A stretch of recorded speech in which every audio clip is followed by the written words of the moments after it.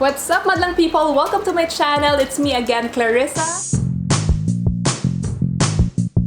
Today's video is very exciting because we are going to unbox and review the latest collection from Vice Cosmetics at ito ang kanilang GANDOLL collection. Ang pakilay sa atin ni Meme Vice. Yes, meron na silang eyebrow pencils and eyebrow gels that come in 4 different shades each.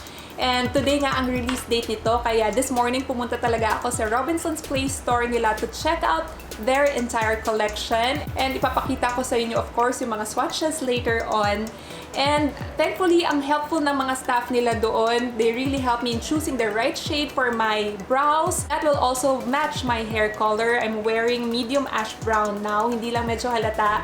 But yes, I usually prefer a lighter shade for my brows para ma-soften naman yung whole look kasi as you can see, medyo dark and black na nga yung eyebrows ko.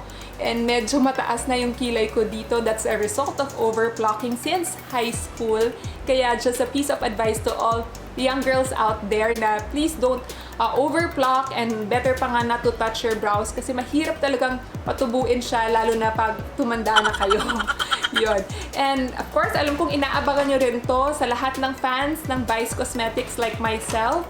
Like nasabi ko na nga sa previous videos ko na anything from Vice Cosmetics is worth really checking out and trying. And now, sobrang happy ako that they came out with this eyebrow collection because of course we know na kilay is life, hindi dapat talaga makalimutan ang pagkilay. This will really complete our whole look. Now we will check out the GANDOLL collection from Vice Cosmetics if this will really give us the perfect brows or what we call the eyebrows on fleek. So before we proceed, please stay tuned until the end of this video for a chance to win an eyebrow pencil and gel combination, and that is our giveaway for today. So now let me show you their first eyebrow tool, and it is their dual-ended eyebrow pencil with a spoolie here. It says here Vice GANDOLL Micro Brow.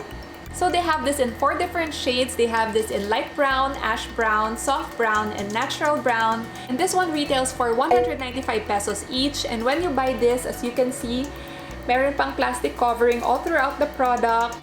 And the pencil has a net weight of 0.10 grams. And ito sagad na to. So yan na lahat yung product. And it's very fine and sleek. It's as skinny as the Sunny's Face Skinny Brow pencils. Yan. And their brush naman, it's very short and super fine.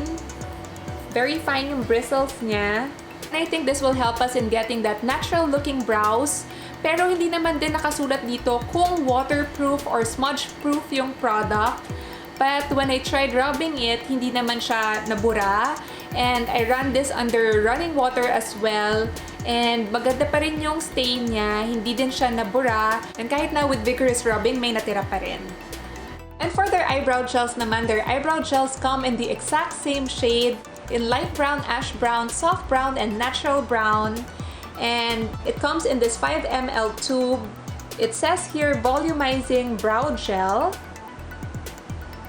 And this one costs 195 pesos like the eyebrow pencils. And I have this in ash brown and in soft brown. I think I will save the soft brown one, yung pencil and gel, for our giveaway. Personally, I love using eyebrow mascaras. I feel na nakaka-lighten talaga sila and nakaka-soften ng facial features. So I really buy a lot of this. And this one I got in ash brown. Ito yung gagamitin natin. And for the pencil naman, ang gagamitin ko is yung natural brown. I feel naman na hindi ganun kalayo yung shades nila sa isa't isa. So ito yung gagamitin natin today. So let's start. Now nakapulin na kayo and let's begin. I usually start by brushing my brows in upward strokes para matanggal din yung mga powder from the foundation and ma-clean talaga yung eyebrow area. Then, I start from the tail. Mag-outline tayo and let's draw a line at the bottom. I fill in the sparse areas and keep on brushing upwards again.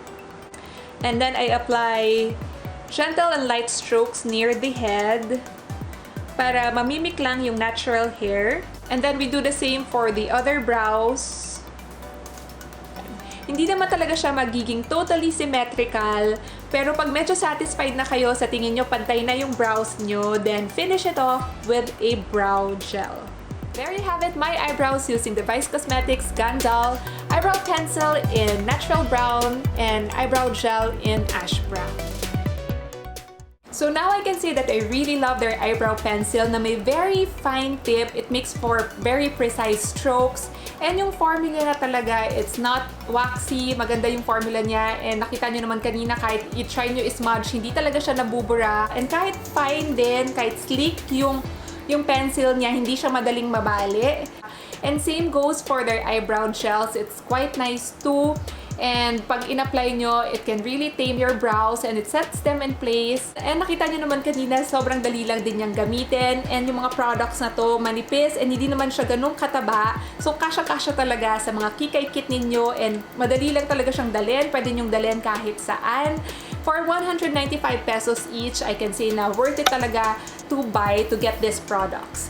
And now, as I've said earlier, meron tayong eyebrow pencil plus gel combination na giveaway. It's in soft brown kasi I think yung shade na yon marami talagang mababagayan and tamang-tama lang siya sa ating mga Pinays.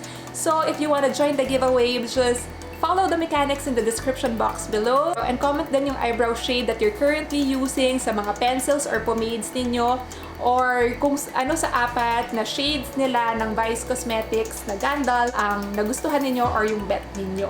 I guess that's all from me today. If you haven't subscribed to my channel yet, please do consider subscribing. Hit the red subscribe button and the bell next to it so you will be notified of my future videos. Again, that's all from me today. Thanks for watching. I'll see you on the next video.